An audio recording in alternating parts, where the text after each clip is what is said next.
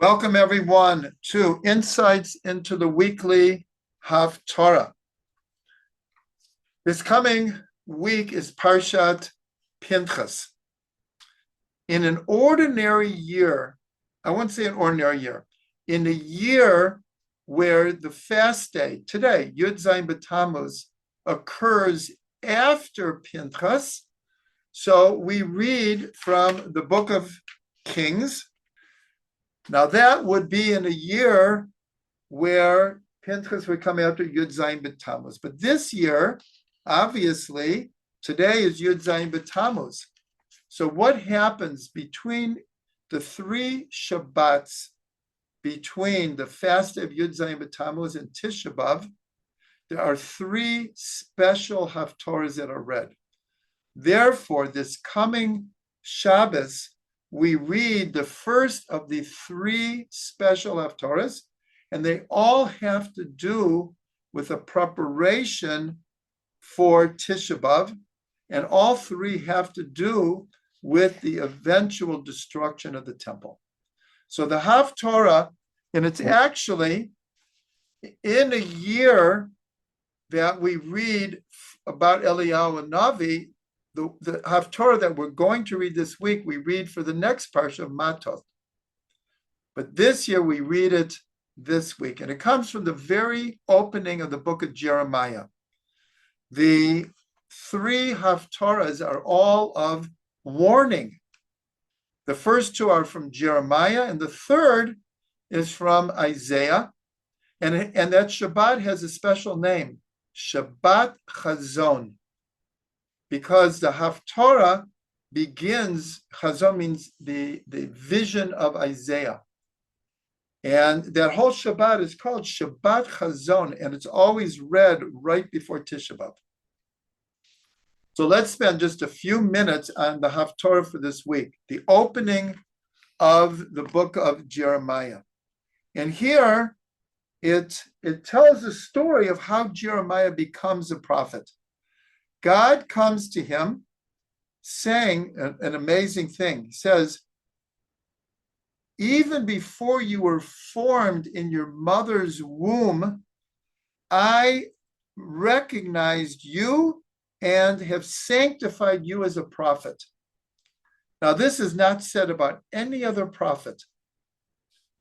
And the only thing that comes close to this is the birth of Samson, where the angel of God comes and says that the child that she's not pregnant, but you will become pregnant. The child that you'll have will become a Nazir from the womb. So he's the only Nazir from the womb. Here, Yirmiyahu, God is telling him, I have assigned you as a prophet from your mother's womb. Jeremiah answers very much like Moshe and says, God, I don't know how to speak. I'm a little boy. I'm a child.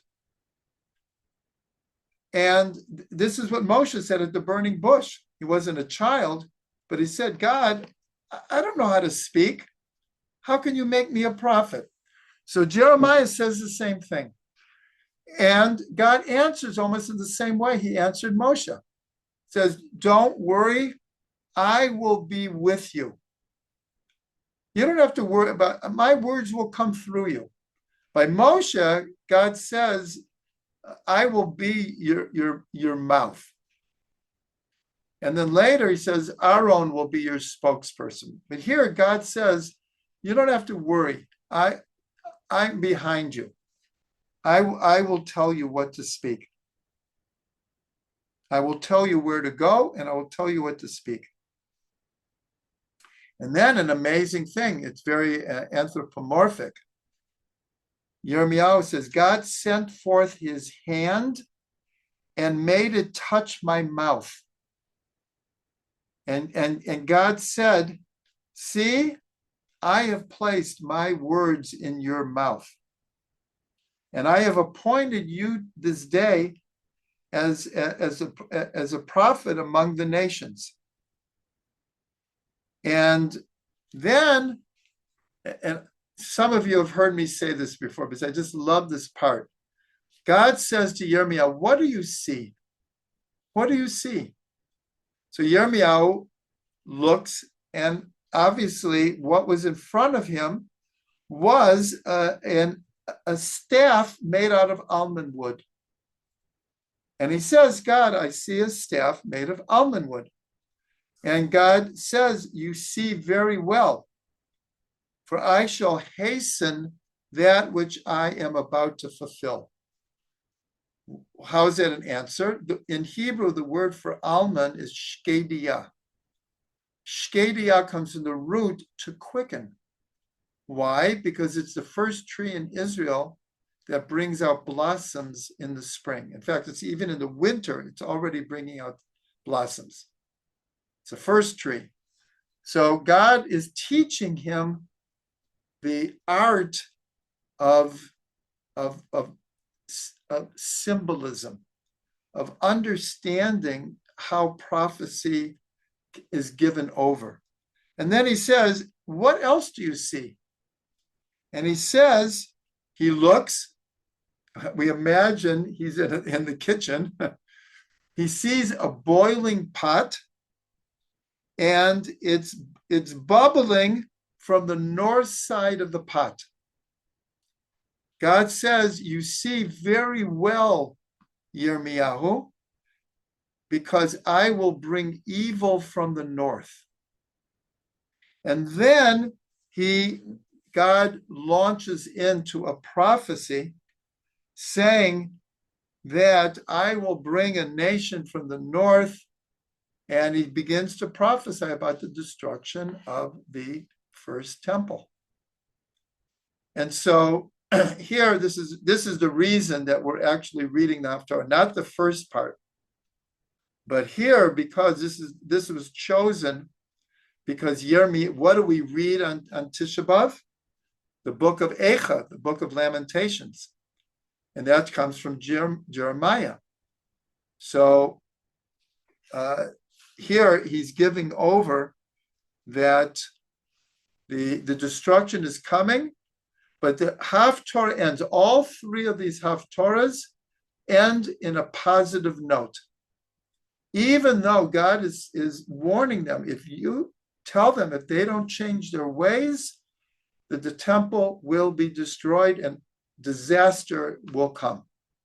We know that they didn't change their ways and disaster came. But the way it ends is in one of the most beautiful statements that God says to him, tell the people. He says, go and speak in the ears of Yerushalayim and say to them, Ko Amar Hashem, this is what God says. Zacharti lach chesed ne'orayich, ahavat kilulotayich, lechtech acharai b'midbar be'eretz lo zerua. God says, I remember you.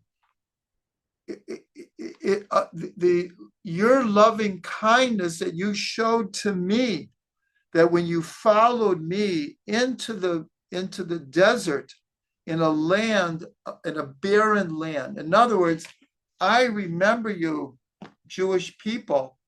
When I took you out of Egypt, you had total faith. You left with nothing. The dough hadn't even risen. And you followed me into the desert in complete faith. And it ends by God saying that Israel is sacred to Hashem, the first of his produce. So this is how it ends. That God is saying, I don't want to punish you.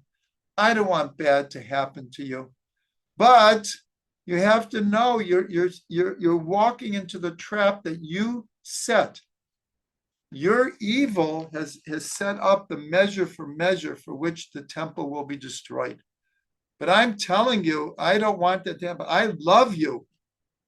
So this is the Haftarah for this week. May Israel take notice and do the kind of tshuva that it needs to do so that our present circumstances can turn around and the redemption, which God very much wants to bring, can be hastened and can come as soon as possible.